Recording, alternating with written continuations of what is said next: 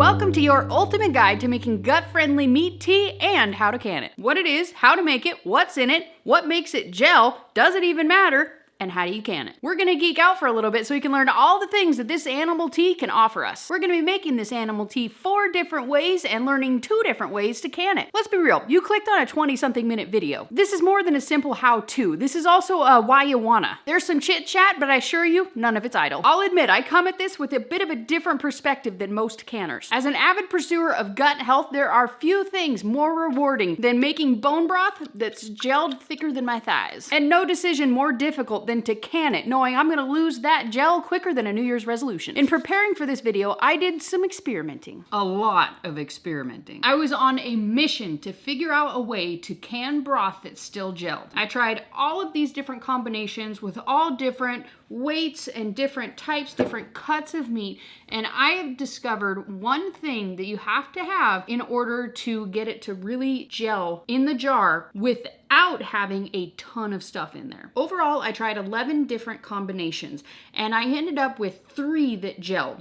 Well, really 2. One was kind of meh. When I saw this in my fridge, this beautifully gelled, dense broth, I'm a little embarrassed to admit how excited I got. I know not everyone is as much of a gut geek as I am, though I do hope to convert you. And I know not everyone is gonna have access, or frankly the desire, to my secret ingredient. So we'll make a few versions so you can give your gut the best of what you got. Then I'll show you the secret ingredient for those who really just need that gel. It's me.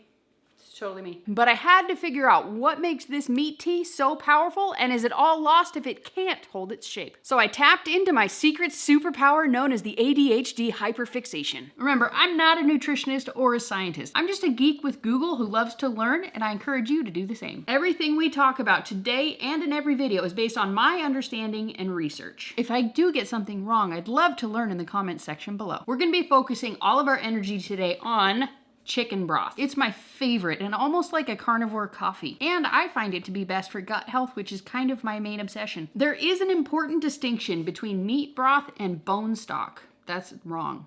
There is a... See what I mean? There is an important difference between meat stock and bone broth, but it ain't the name. And I'm gonna share it with you today. There are some opinions out there about the names and what they represent, but I come from the GAPS community and this is what they mean. Meat stock is made up of mostly meat with some bones. Bone broth is made up with mostly bones and some meat. So for chicken meat stock, we're gonna take a whole chicken and all the parts that are available to us. This bird is one that we raised, so when we're processing, I usually take the feet and the necks, stick them in the booty holes before packaging, because this is typically what I do with almost all of my birds. I don't really care for roasted chicken, and I love meat stock. So we're gonna add all of this to a pot without the lid. Cover with water. I find usually about a gallon per bird gets a really nice set gel. But do some experimenting and see what works for you. Then we're gonna turn the heat up to about a medium high or so, but make sure you don't go too far. Chicken soup is not just good for the soul. It's good for your immune system, gut microbiome, bones, skin, moods, muscles, hydration, weight loss, teeth, inflammation, and so much more. The inhabitants of this world are constantly coating us in layers of chemicals, EMFs, and antibacterial everything pretty much every day. And these things affect us whether you realize it or not. Do you need to obsess about these things like I do? Not necessarily, but I do hope to give you bite-sized, actionable nuggets that you can add to your bag of tricks that require very little effort and have a huge return on your health. When the pot gets close to a simmer, you'll usually notice this foam that's gonna come to the top. Just skim it off the best you can. I make broth a lot, so I invested in this thing. I found it at local Asian market, and it's super handy. If I can find one online, I'll link it down below for you. That's all the toxins and funky stuff from the bird. This is why you don't wanna go too far before it gets up to a simmer. If this comes to a boil,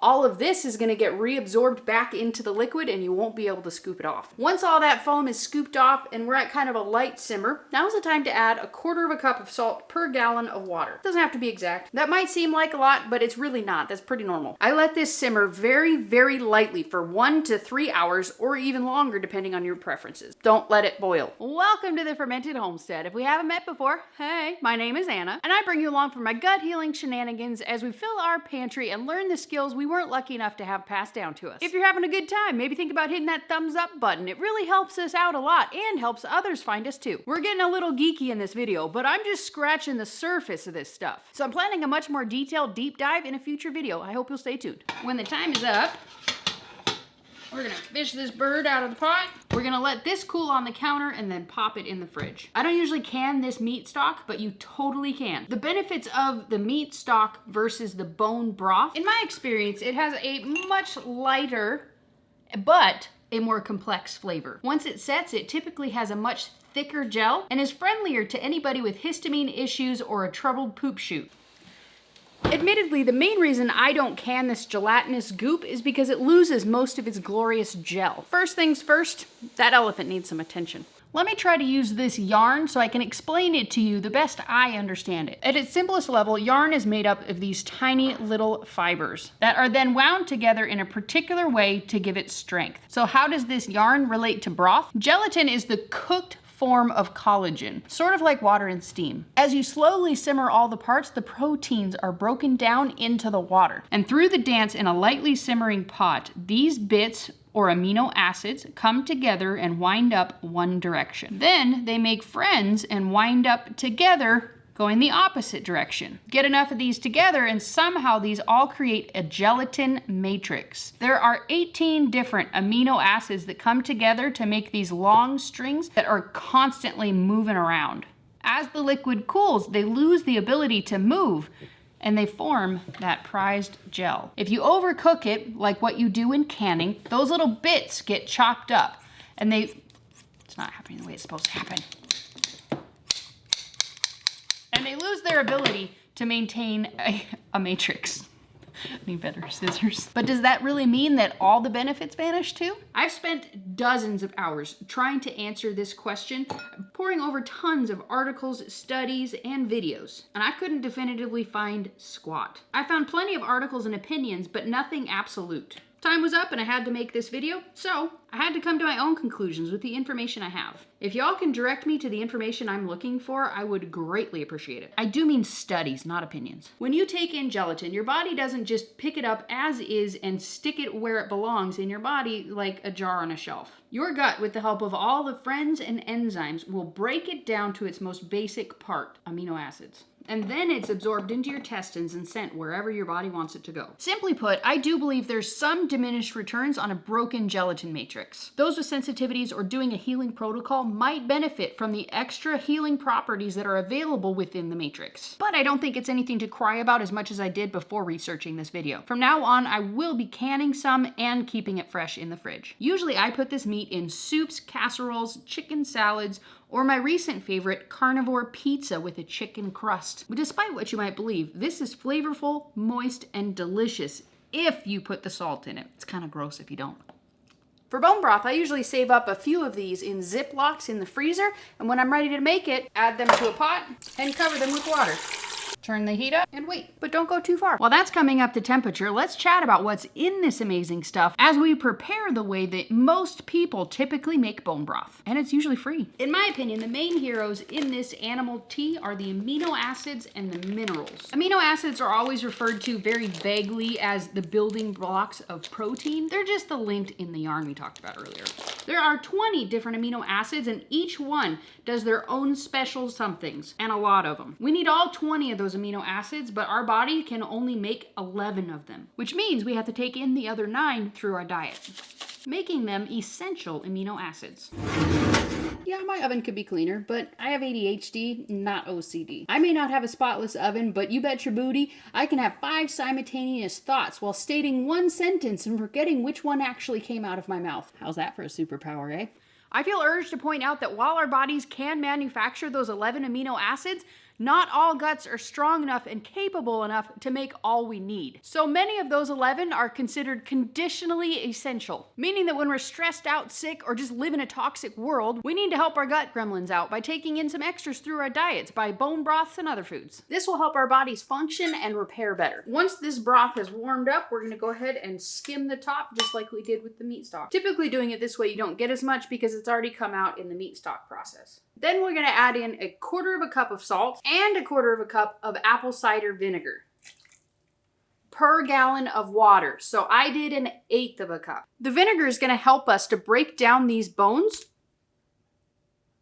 I didn't expect it to break that much. So it can release all the goodness that is within. Which is exactly why I don't add vinegar to the meat stock. These squishy bits are plenty for a fragile gut. If it tickles your fancy, you can add in kitchen scraps like onion tops, carrot sticks, celery, spices, whatever floats your boat. Waiting to add these until I skim it is simply because it makes it easier to skim instead of having all these floaters on top. We're gonna leave this at a low simmer for 12 to 24 hours. It takes longer to extract the goodness from the bones than it does the meat. Simmering causes the parts to release healing compounds like collagen, proline, glycine, glutamine, and tons more that have the power to transform your health. It also offers support to your immune system. Did you know that about 80% of your immune system is in your gut? People with a healthy gut have solid intestinal walls that are created by tight junctions and plenty of mucus to keep those invaders contained and on their path out your pooper. People with damaged guts often have what's referred to as a leaky gut. This is where the lining of the intestines weaken and you begin to get gaps in your intestinal lining. It's sort of like having holes in your body armor. Through the wonderful world of YouTube, we're gonna pretend it's the next day and this is totally the same broth. Leaky gut is like the difference between this strainer and this flour sack cloth. If you're a real rock star, it's like a coffee filter. It occurs when undigested particles from food seep through the tiny openings in the weakened intestinal lining. They enter the bloodstream where the immune system detects them and becomes hyperactive. The immune system releases high levels of antibodies that cause an autoimmune-like response and attack healthy tissue. If your gut's really bad, it could even be like this. Can you see all these particles at the bottom here?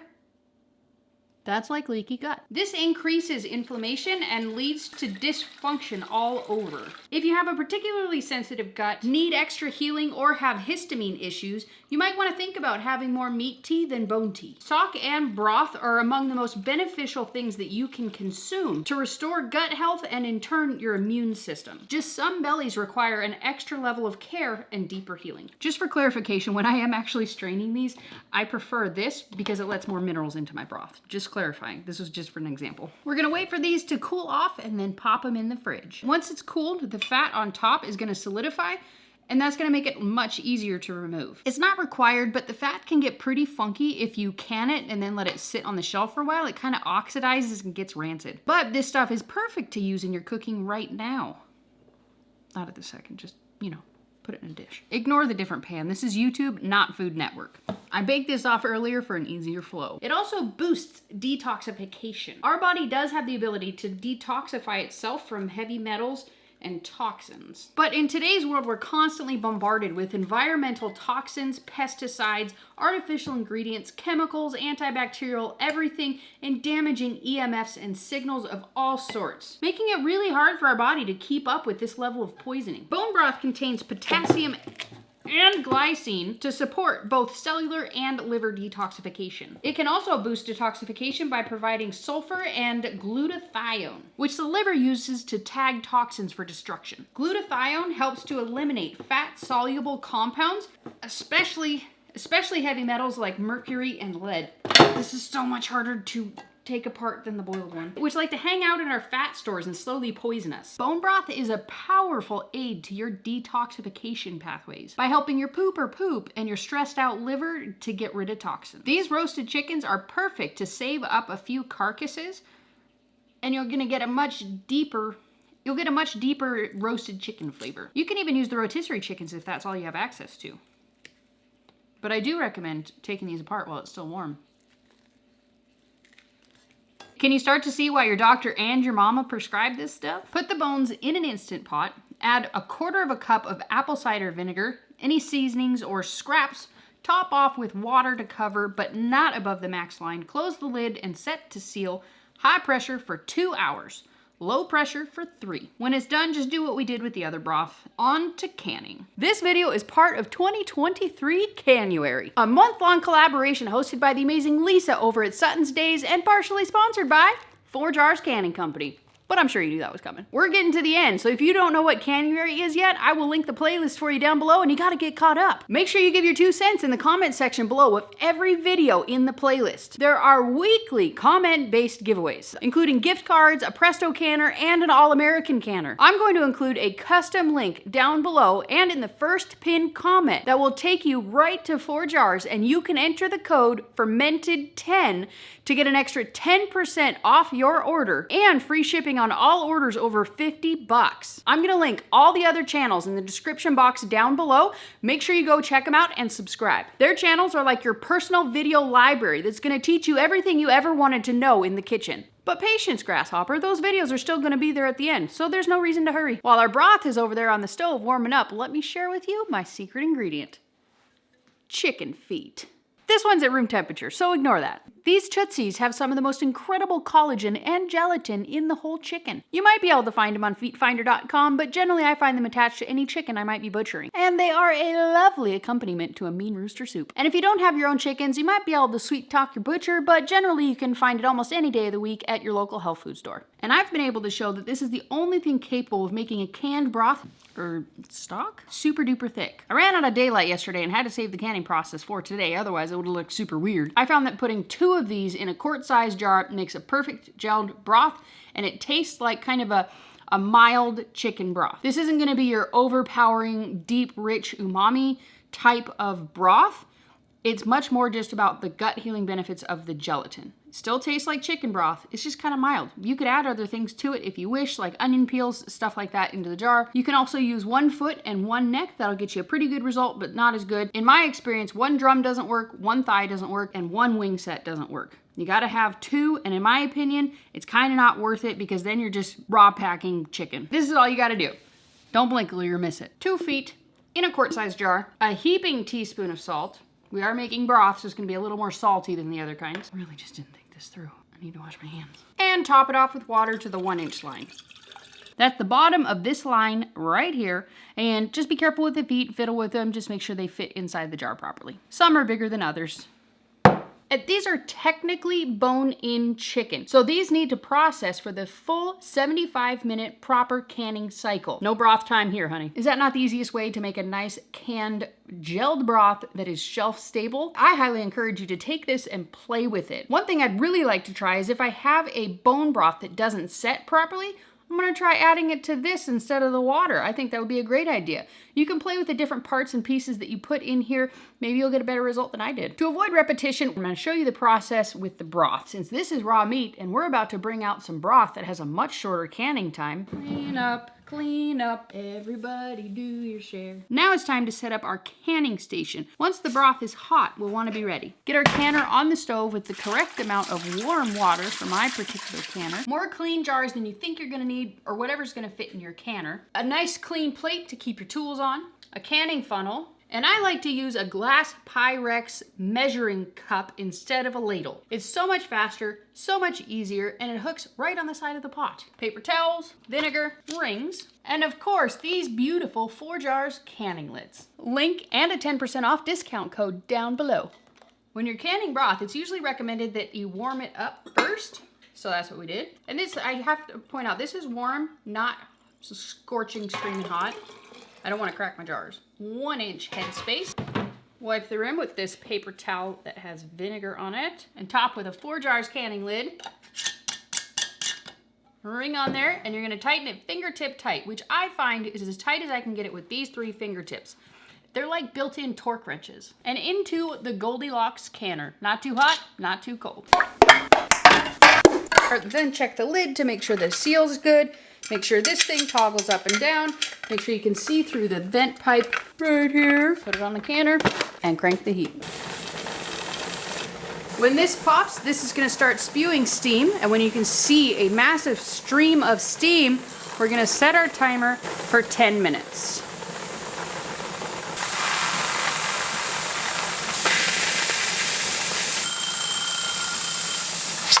After the 10 minutes is up, we are gonna add the weight until it gets to the correct pressure. Mine happens to be 15 pounds of pressure. When this thing starts to do the hula dance, we're gonna set our timer for 25 minutes. Oh, you happen to notice my timer, huh? You can get 10% off this too. We all know this is the cutest timer ever created, and if you don't go to this website right here, right now, you're gonna have a pot-shaped hole in your heart. And I'm just talking about this pot shape.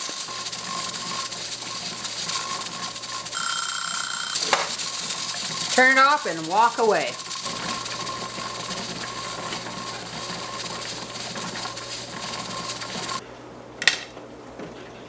After that drops, I like to wait a few more minutes. Remove the weight, wait a few minutes. Crack the lid, wait a few minutes. Remove the lid, wait a few minutes.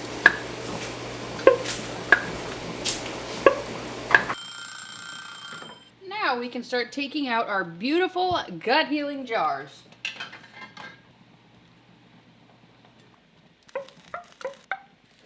Don't want to rush the cooling down process. If you rush it too quickly and it cools too quickly, number one, you risk cracking your jar. You could also risk siphoning, where it's going to come out of the jar, where you're going to lose some of your work, or depending on what you're canning, it can even make the seal fail by getting food particles lodged in there. We're going to leave these alone on the counter untouched for 24 hours. If you're left wanting more, make sure you click here for 3 of the best, tastiest, gut-friendly hummus recipes made from home-canned chickpeas.